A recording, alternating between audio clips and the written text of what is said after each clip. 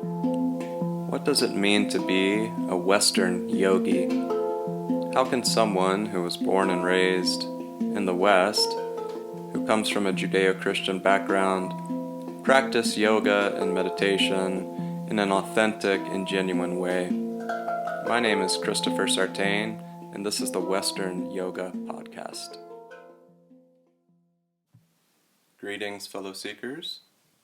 Welcome to another episode of the Western Yoga Podcast. It's a beautiful sunny winter day here in southern Chile at our small ashram. We woke up to about 3 centimeters of snow this morning, and so I'm enjoying the views of the winter wonderland here in the southern Andes. We'll continue our exploration of the Gospel of Thomas today in this episode.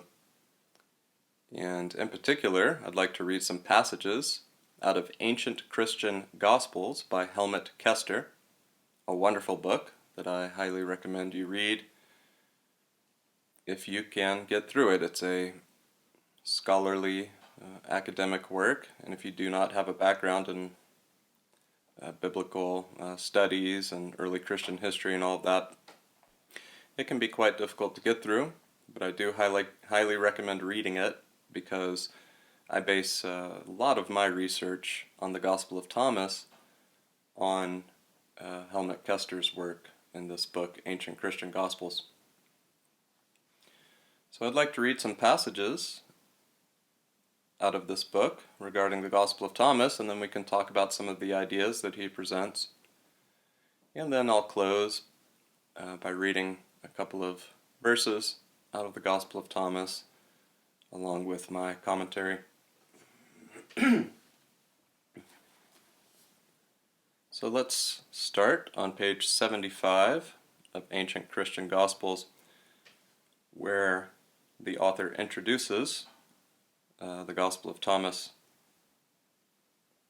A Coptic translation of the Gospel of Thomas was identified in Cairo in the year 1948 in one of the codices of the Nag Hammadi Library, which had been found in Upper Egypt in the fall of 1945.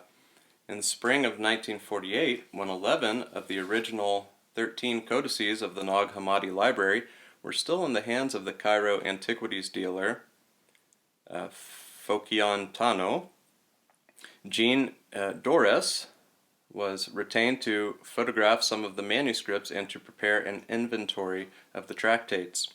At the end of the second tractate of Codex II, Dorés read the words inscribed in titular fashion in the middle of the page, "The Gospel according to Thomas." In 1957, Pahor Labib, the director of the Coptic Museum in Cairo, published a series of photographs of leaves from the new codices, among them the pages from Codex II containing the Gospel of Thomas. Within a year, Jean Dorés published a French translation, and the East German scholar Johannes Lieppold published a German translation of the Gospel of Thomas. The Coptic text was published a year later with French, German, and English translations. It soon became apparent that some parts of the Gospel of Thomas had indeed been known for many decades. 3 Greek papyri with sayings of Jesus, all written around 200 CE, had been found in Oxyrhynchus in Egypt in the years 1897, 1903, and 1904 respectively.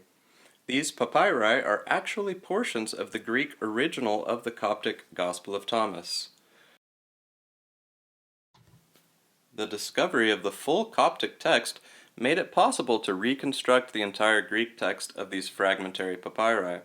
The definitive publication of the Coptic text and the reconstructed Greek fragments, together with translations and introductions, are now available in a volume of Nag Hammadi Studies edited by Bentley Leighton. The 3 Oxyrhynchus papyri had been widely discussed in the first decades of this century, and valued highly by some scholars as possibly original sayings of Jesus, but it was not clear whether these 3 papyri belonged to any particular gospel. No doubt all 3 Oxyrhynchus fragments are part of the Greek text of the Gospel of Thomas. Yet they are not portions of one single manuscript, and they do not necessarily represent the Greek text from which the Coptic translation was made, yet they do not derive from the Coptic text, but are independent developments of the Greek original underlying the Coptic translation. Thus, the Gospel of Thomas is well attested as a Greek gospel writing that circulated widely during the 2nd century. The attestation is just as strong as that for the canonical Gospels. Now from page 80. The designation Gospel of Thomas was added later at the end of the document by the scribe who copied it. The incipit designates the writings as a book of secret sayings. Normally, each saying is introduced by Jesus said. The sayings are not embedded into a narrative framework, although occasionally the disciples are introduced as asking questions. There are no references to the story of Jesus, no mention of his birth, life, death, and resurrection. Rather, Jesus is simply designated as, quote-unquote, the living one. The author was certainly not trying to compose a gospel of the type that is known from the Gospels of the New Testament. Just stringing sayings together into a written document is a mode of composition that was well known from wisdom books, like the book of Proverbs from the Hebrew Bible, or the Wisdom of Ben Sirah and the Wisdom of Solomon, which are preserved among the so-called Old Testament Apocrypha. There are also early Christian examples for this type of literature. Most scholars believe that both Matthew and Luke used as a common source a collection of Jesus' sayings known as the Synoptic Sayings Source, or Q. The Epistle of James in the New Testament is such a wisdom book. The sayings of the Gospel of Thomas consist for the most part of proverbs, wisdom sayings, parables, prophetic sayings about the kingdom of the Father, and community rules. Wisdom is the theme of this writing. As in the Wisdom of Solomon, wisdom sayings express the truth about God and about the essence of the human self. They speak about human nature and destiny, and by extension about the nature of the world and the proper relationship to the world in which people dwell. The wisdom sayings of the Gospel of Thomas, like other Jewish and Christian sayings collections of this type, contain sayings that reveal what is fundamental about people and their behavior. Still other sayings point to the tenuous nature of a human being's sojourn in the world. Such wisdom sayings, as well as many others, have parallels in the canonical Gospels. Thus, such sayings and the orientation they reveal are by no means unique to Thomas. They are typical of the early Christian sayings tradition to which Thomas, together with Matthew, Mark, and Luke, was heir. Now page 86, talking about Thomas and the Synoptic Sayings Source, or Q, now, the relationship there. One of the most striking features of the Gospel of Thomas is its silence on the matter of Jesus' death and resurrection, the keystone of Paul's missionary proclamation. But Thomas is not alone in this silence. The Synoptic Sayings Source, Q, used by Matthew and Luke, also does not consider Jesus' death a part of the Christian message. And it likewise is not interested in stories and reports about the resurrection and subsequent appearances of the risen Lord. The Gospel of Thomas and Q challenge the assumption that the early church was unanimous in making Jesus' death and resurrection the fulcrum of Christian faith. Both documents presuppose that Jesus' significance lay in his words, and in his words alone. Another striking feature of the Gospel of Thomas is an almost total absence of Christological titles such as Christ, Messiah, Lord, and Son of Man. With respect to the latter title, the Gospel of Thomas and Q part company. In Q, the title Son of Man plays a significant role as a designation of Jesus as the one who will appear from heaven at the end of the time.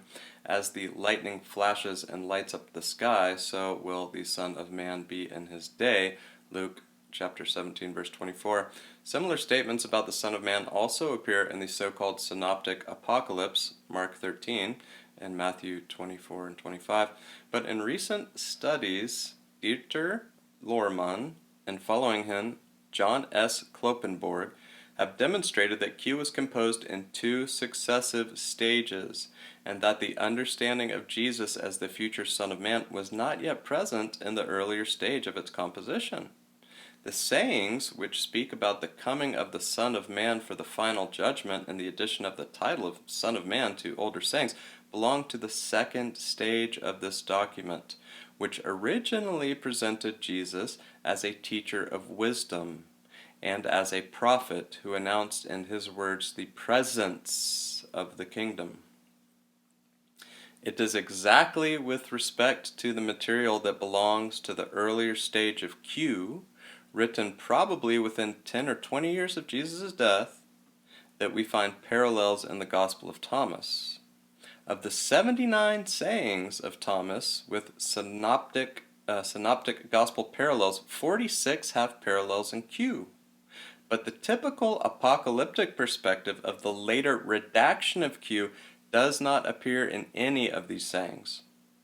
Rather, they are non-apocalyptic wisdom sayings, proverbs, prophetic sayings, parables, and community rules. Yeah, and then he gives a list of all of those in the next couple of pages. But I won't go through all of that. So a lot of really deep, profound wisdom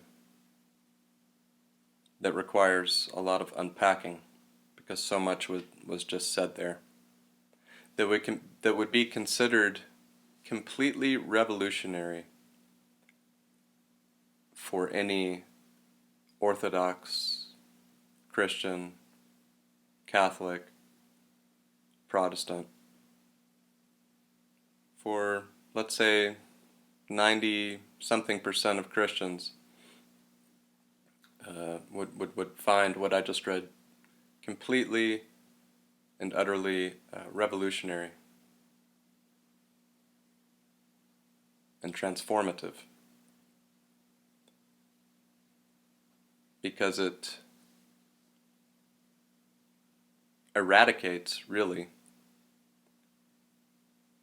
the modern Christian religion, or what came to be the modern Christian faith as it is practiced today, which is based in large part upon Paul and Paul's interpretation of Jesus and Jesus's life and teachings and all of that, and has very little to do with Jesus's actual teachings and Jesus's actual life, and completely the Orthodox view of Christianity completely leaves out also a lot of the really important historical context surrounding Jesus at that time, and the fact that he and John the Baptist and other people within Jesus' family and some of his disciples and whatnot were many of them probably associated with the Essene sect of Judaism.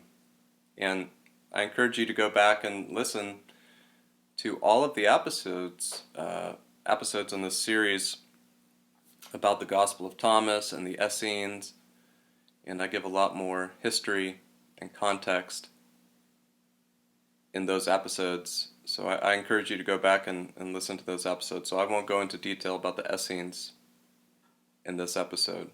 But needless to say, Orthodox Christianity, or modern mainstream Christianity, leaves out so many important historical details about Jesus' life, about John the Baptist, about the Essenes, and of course it excludes the Gospel of Thomas, because the so-called canonical Gospels were trying to paint a different picture of Jesus and his life, which I also explain in previous episodes. And so, what we have in the Gospel of Thomas is the idea that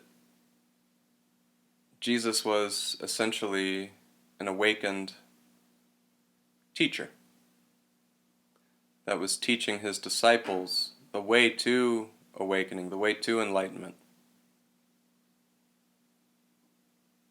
And this is what we find in the Gospel of Thomas, that his teachings were the priority.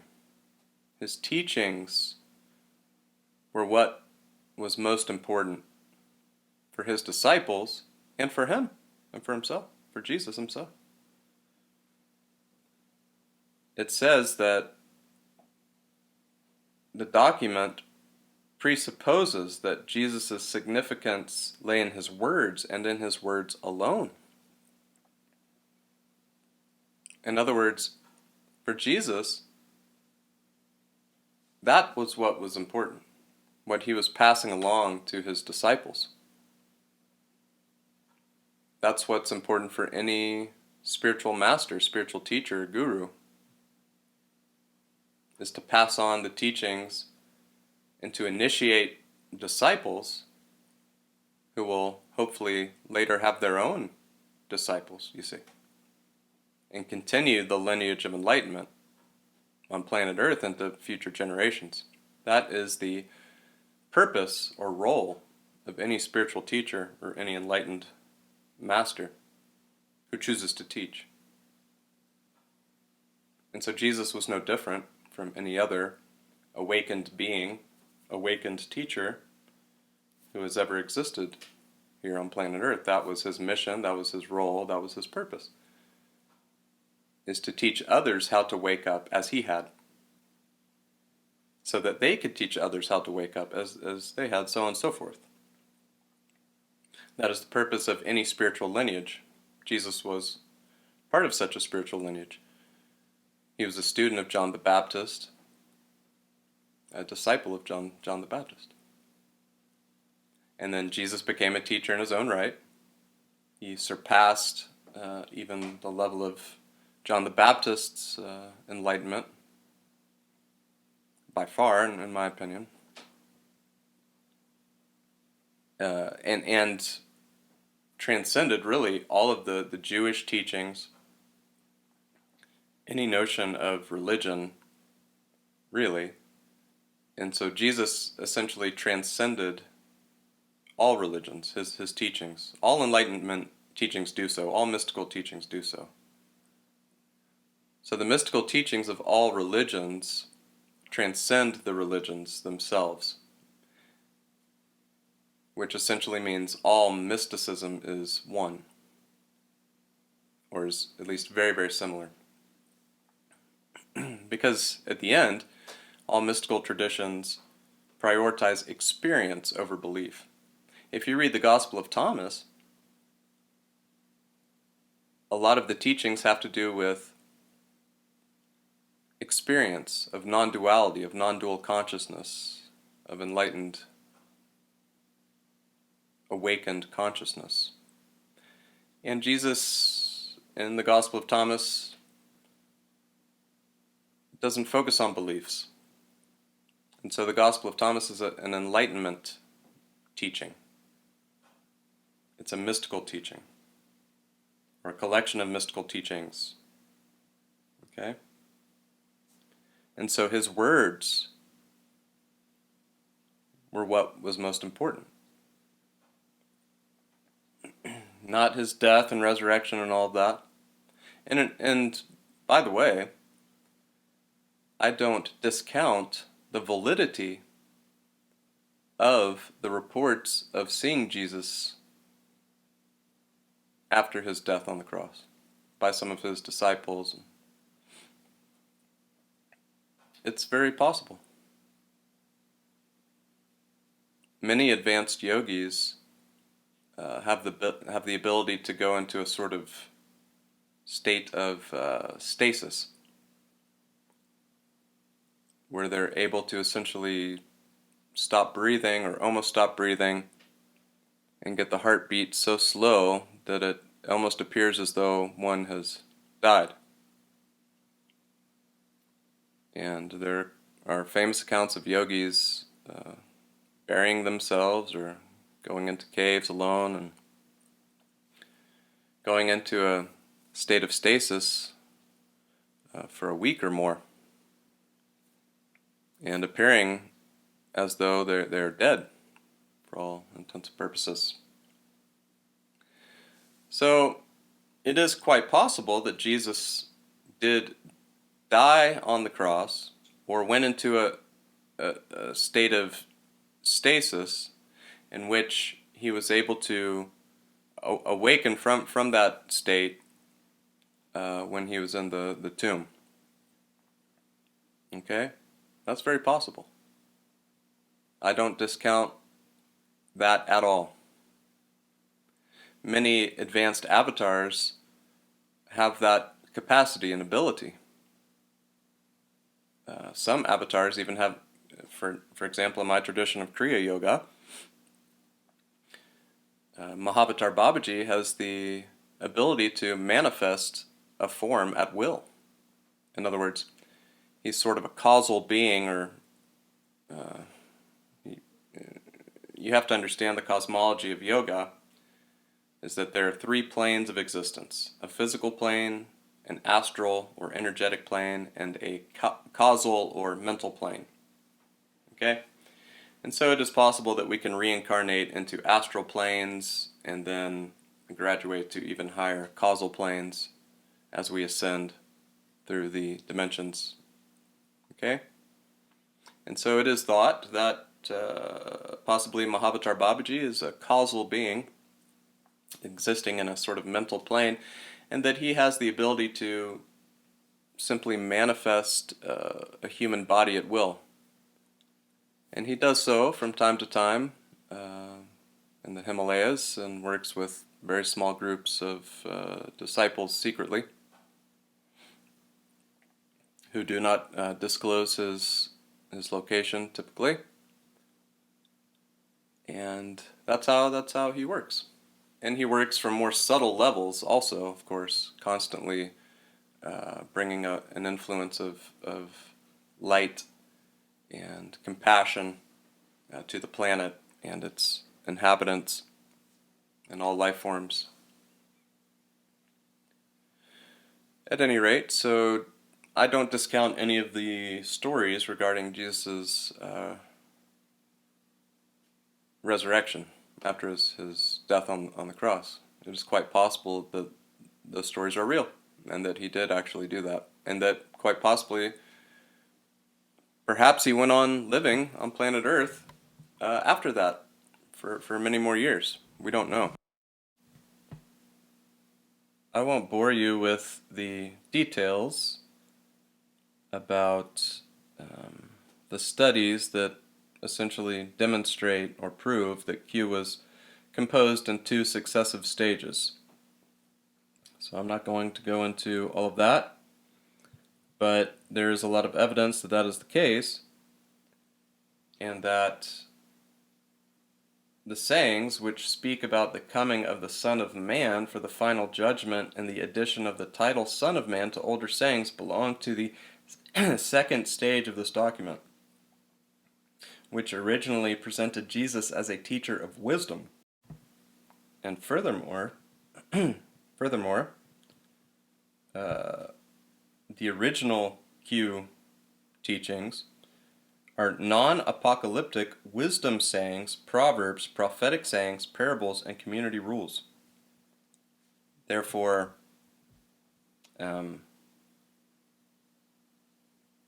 the original Q source, before it was redacted, before it was changed, probably by some of Paul's followers, okay, people from that sect probably changed and altered a lot of the, redacted a lot of the original Q source material and added their own later Q material, you see. But the original Q material,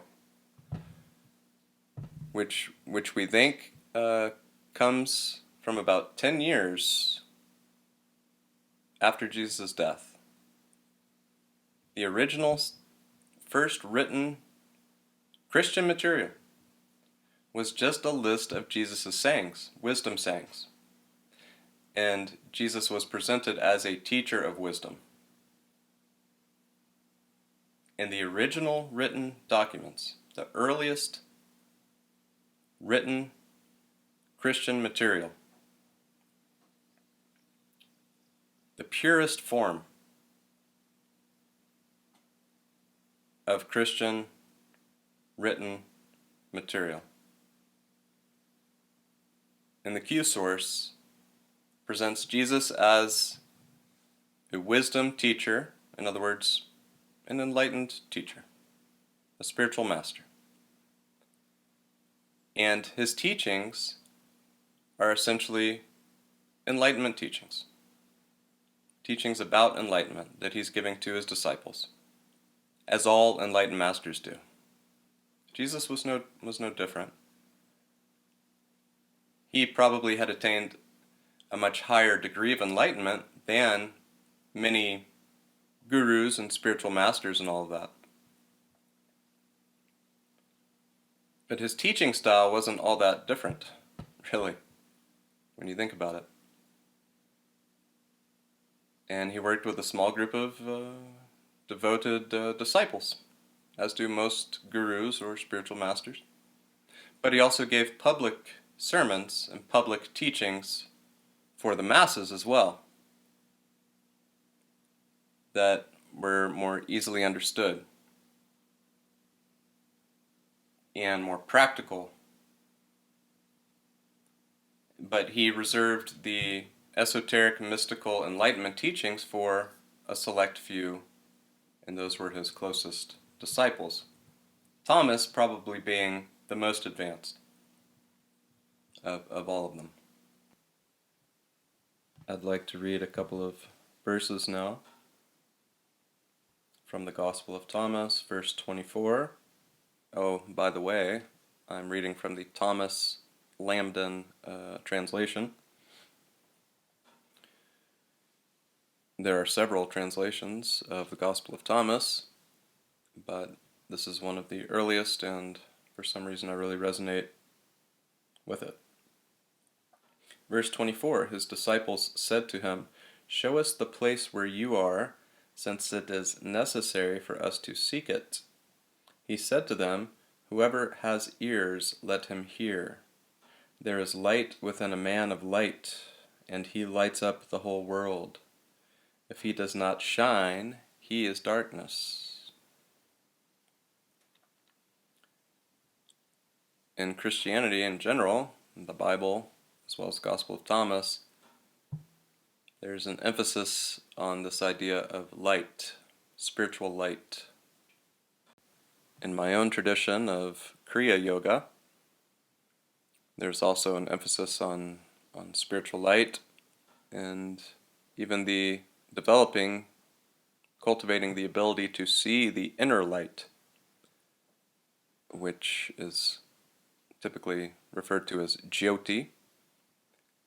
And you can develop. I remember when I first began seeing this inner light, I was at a meditation retreat in the North Georgia mountains at a retreat center there, not Center for Spiritual Awareness, another retreat center, doing a different form of meditation called Vedic rounding with Graham Fowler, the director of Peachtree Yoga Center in Atlanta, who's also a very important teacher of mine. At any rate, I had a very profound sort of breakthrough experience, my first real powerful breakthrough meditation, where I experienced a state that lasted several hours and really had effects that lasted, well, up till this day, really, but some noticeable changes that occurred after that experience.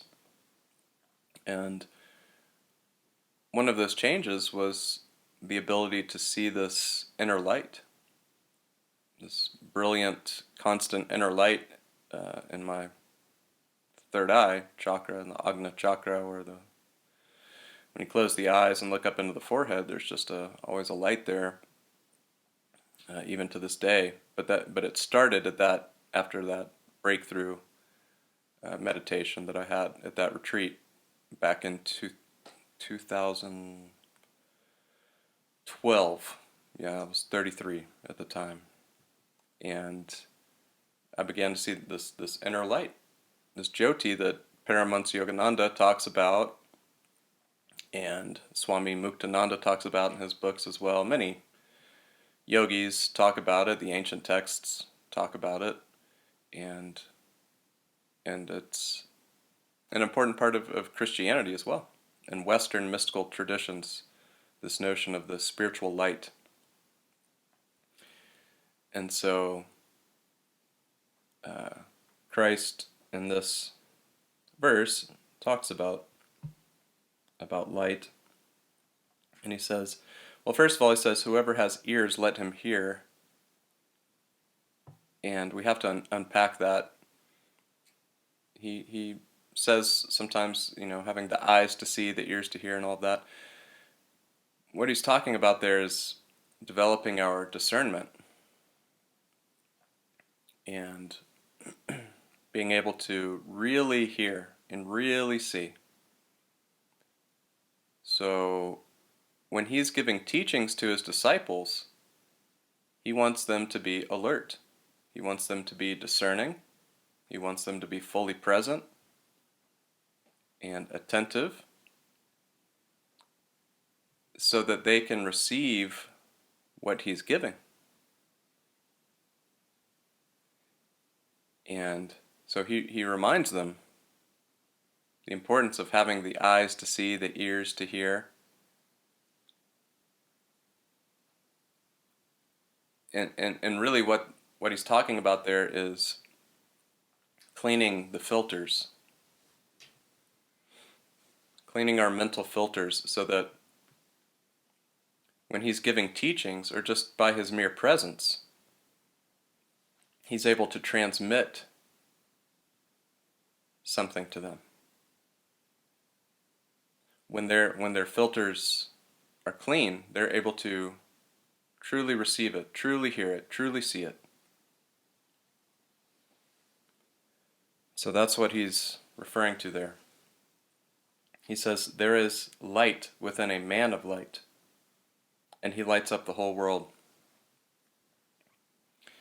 So he's not necessarily referring to himself there. In a way he is, but in a way he's telling them that they too can be men of light, and that they too can light up the whole world. Because he knows, my guru, Roy Eugene Davis, used to say, when one person wakes up,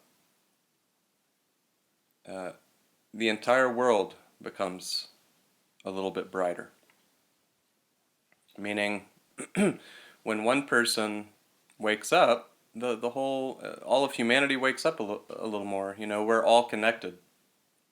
There is no separation. We're all part of this collective consciousness. We're all part of this universal mind. We all share it. It's all non-local.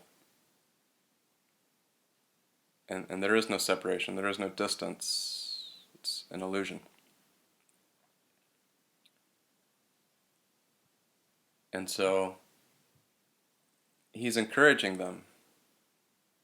In the Gospel of Thomas, and even we find in the New Testament, in the Bible as well, he says, he encourages them to be like him.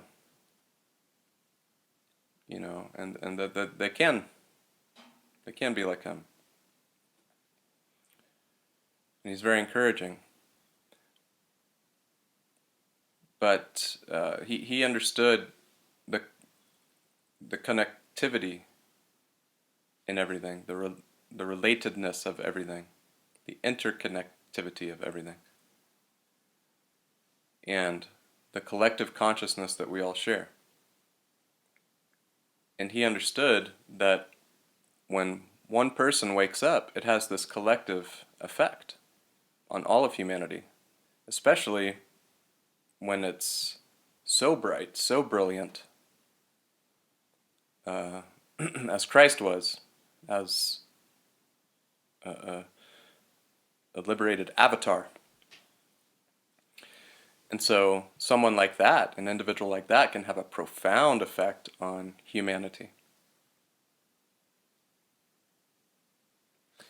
If he does not shine, he is darkness. So in other words, if you are not awake, if you're not enlightened, you're living in Maya. You're living in the illusion. You're living in darkness. You're going through the motions. You're on autopilot. You're sleepwalking through your life, unaware of your true nature as a spiritual being, as a cosmic traveler, incarnating for a short time on this planet, engaging in the drama of the planet for a time as a learning experience. If he does not shine, he is darkness. So in other words, if you're not awake, if you're not experiencing at least a semi-enlightened stage of awakening, then you're participating in the darkness. You're mired in Maya.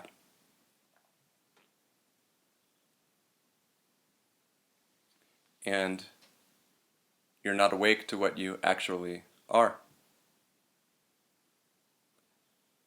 And so we have this idea of light, enlightenment, spiritual light, spiritual enlightenment. It's in the word itself, enlightenment. And so this notion of light is a recurring theme in Christianity. In many religions, in all mystical traditions, everyone speaks of the mystical light. And it is possible to perceive this light in the higher chakras, in deep meditative states. Most Kriya yogis, who I know personally, after some time practicing the Kriya techniques, almost all report that they see this spiritual light as well. So this is an important part of most esoteric or mystical traditions, the idea of the spiritual light, the inner light, the Jyoti. And we are light, we are that, we are pure beings of light, spiritual light, pure rays of God's light. That is what you are. At your core, underneath all the fluctuating vibratory phenomenon, you are a pure ray of God's light. Sinless, stainless, without karma, liberated. That is your true nature. Verse 26, Jesus said, "You see the mote in your brother's eye, but you do not see the beam in your own eye. When you cast the beam out of your own eye, then you will see clearly to cast the mote from your brother's eye. Judge not, lest ye be judged." No? I love this verse. I find that so often on the spiritual path, we tend to criticize others who we see on the path who aren't maybe walking the path as we would walk it, and so we judge them and we criticize them, and they say, oh, well, they shouldn't be doing that thing or that little thing, or oh, they ought to be doing it this way or teaching it that way or what have you. And the ego loves that. The ego loves to judge others. The ego does not like introspection. It prefers to look outward and to judge others, to inflate itself, you see. And it does not like introspection. It avoids introspection at all costs. It's constantly avoiding introspection. And this is a trick of Maya. This is a trick of the ego. So before you comment on how dirty, before you comment on the disorder in someone else's closet, you should clean your own closet first. Worry about your own closet before you start commenting on the closets of others. You're not perfect. I'm not perfect. No one is perfect. So none of us should really be judgmental or critical of others until we are perfect. Until we are, I'm not sure perfection exists. That's for another podcast. But until we are somewhat Christ-like, or Buddha-like, or Yogananda-like, we really shouldn't be passing judgment on others, because we have our own stuff to work out, don't we?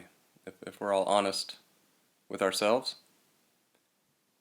And so this was Jesus' teaching in this verse. Practice introspection, focus on yourself, focus on your own stuff. You know, the best thing you can do for others is wake up. So that the enlightenment path is not a selfish path. Meditation is not selfish. Yeah. Wanting to wake up is not selfish. In fact, it's the most selfless act you can do, really, is your spiritual practice and all of that, because if you're purifying yourself and you're constantly elevating your state of consciousness in your stage of awakening, this has a collective effect. And your energetic state, the corresponding energetic and physical state that accompanies the enlightenment process, is very beneficial for all those around you, and the plant life around you, the rocks around you, the crystals around you, the water around you. Everything around you begins to benefit from your awakening and your purification. We have to understand that there is a corresponding physical state and energetic state that accompanies the enlightenment condition, so to say. And so that people who become enlightened, their energy changes and their body, their physical body changes. And Yogananda referred to this as the spiritualizing of the body, the spiritualizing of the cells and all that. He knew. So the energetic body or astral body and the physical body of an enlightened being is different from a normal, ordinary person. And so this has an effect on the environment surrounding the person, and it has a subtle effect on the collective consciousness of the planet and other planets. The entire universe is affected. I hope you enjoyed this episode. Please share the podcast with your friends and like-minded folks. And we'll continue this series about the Gospel of Thomas in future episodes. Thank you so much for listening. Many blessings. Namaste.